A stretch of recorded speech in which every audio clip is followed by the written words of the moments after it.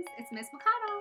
I'm here for some story time, and we are continuing with Sideways Stories from Wayside School. And as you know, I have a challenge out there to draw the school. If you have already drawn the school and you would like to add another drawing, you can go ahead and draw any character from Sideways Stories for Wayside School, or send me a character from any other book that you are reading or a book that you loved, or you can even think about Bob. Maybe draw me a character from there if you have not already. So yeah, send me the school, send me Bob if you have not already, or send me any other character. All right, we are on chapter 12. This is Jason. Here's the picture. You guys know anybody like Jason? Jason had a small face and a big mouth. He had the second biggest mouth in Miss Jewel's class, and there were an awful lot of big mouths in the class. Mrs. Jules, Jason called without raising his hand. Joy is chewing gum in class. Joy had the biggest mouth in Mrs. Jules' class, and it was filled with gum. There was hardly even room for her tongue.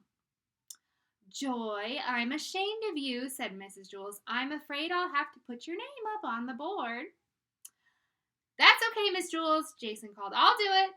Jason hopped out of his seat and wrote Joy's name on the blackboard under the word discipline. While he was up, Joy took the glob of gum out of her mouth and placed it on Jason's chair. Rondi and Allison giggled. Jason walked back from the blackboard to his desk and sat down. Mrs. Jules, he called, without raising his hand. I'm stuck! Rondi and Allison giggled again. Mrs. Jules got angry. Joy, you're going to go home on the kindergarten bus today. Oh, good, said Todd. I'll have some company. Todd went home on the kindergarten bus every day. He could never seem to make it to 12 o'clock without getting into trouble 3 times.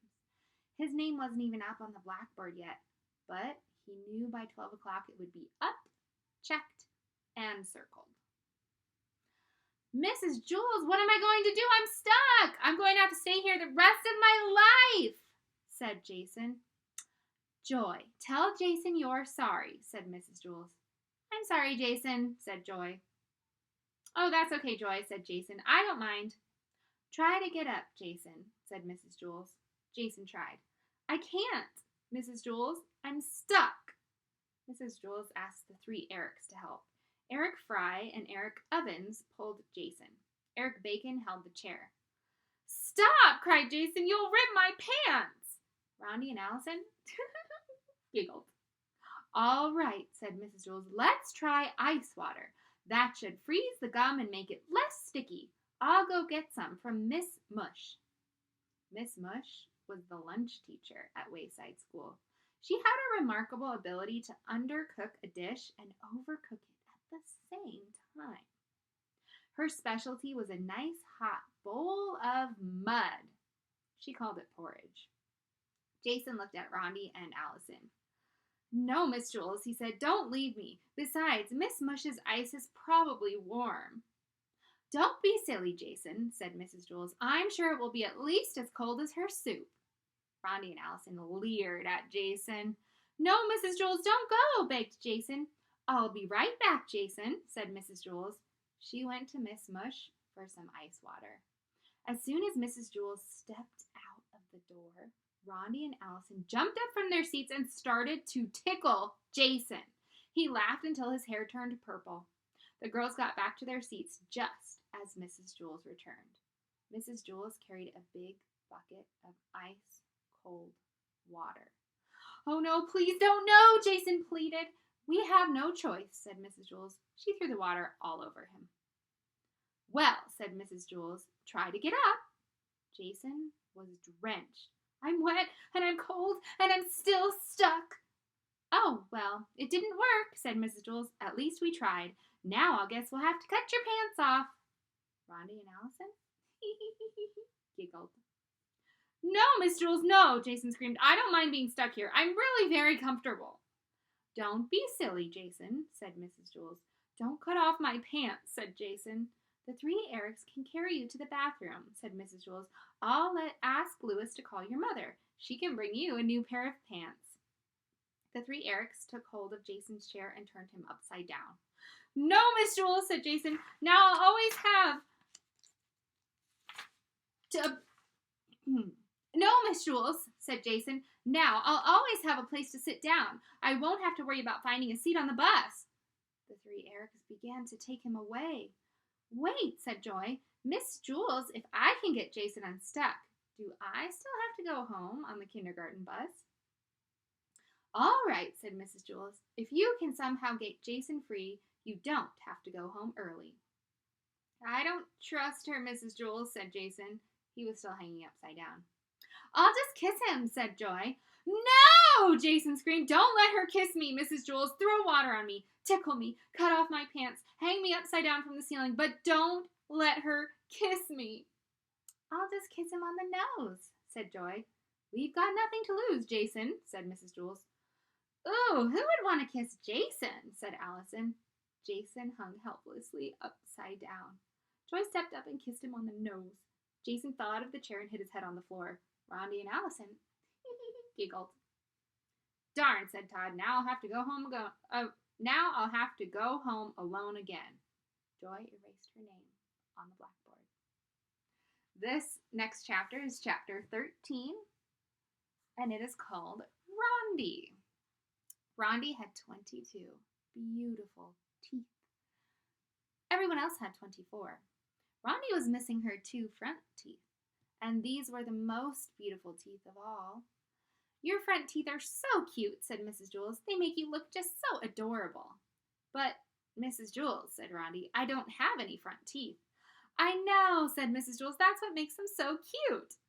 Rondi didn't understand. Oh, Rondi, I just love your 2 front teeth, said Maurecia. I wish I had some like that. But I don't have them, said Maurecia. That's why I love them so much, said Maurecia. Oh, this is silly, said Rondi. Everyone thinks the teeth I don't have are cute. I'm not wearing a coat. Don't you all just love my coat? And what about my 3rd arm? I don't have one. Isn't it lovely?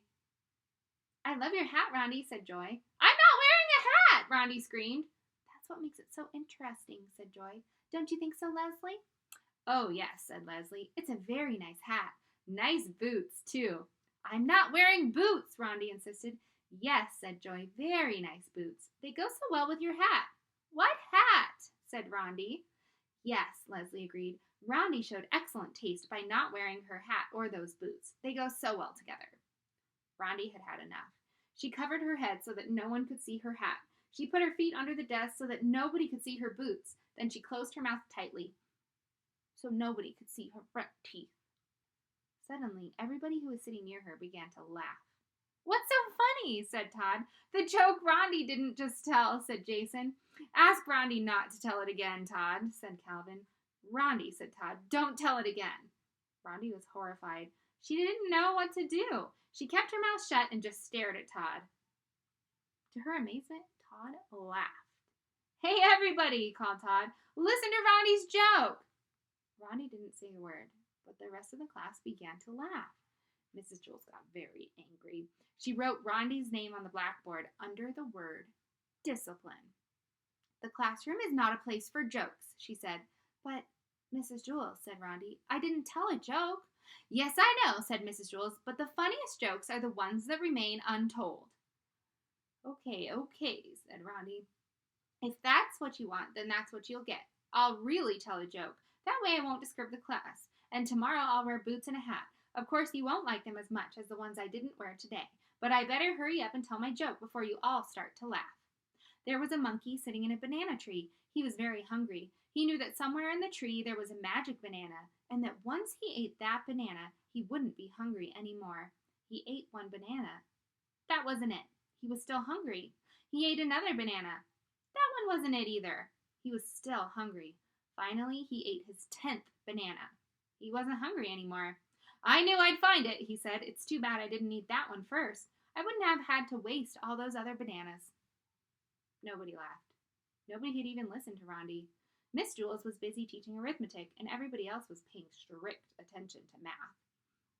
Rondi slapped herself in the face to make sure she was really there. She was. The bell rang for recess. Rondi ran outside. She was very upset. Lewis, the yard teacher, saw her. Why the frown? Why the frown, Rondi? He asked. Come on, smile. Let me see your cute front teeth. Rondi screamed. She socked Lewis in the stomach, then bit his arm with her missing teeth. And that kind of bite hurts the worst. All right, friends, we're going to stop there. We are about to start chapter 14, and I'm kind of excited from the picture about who it's about. Thank you all. Bye.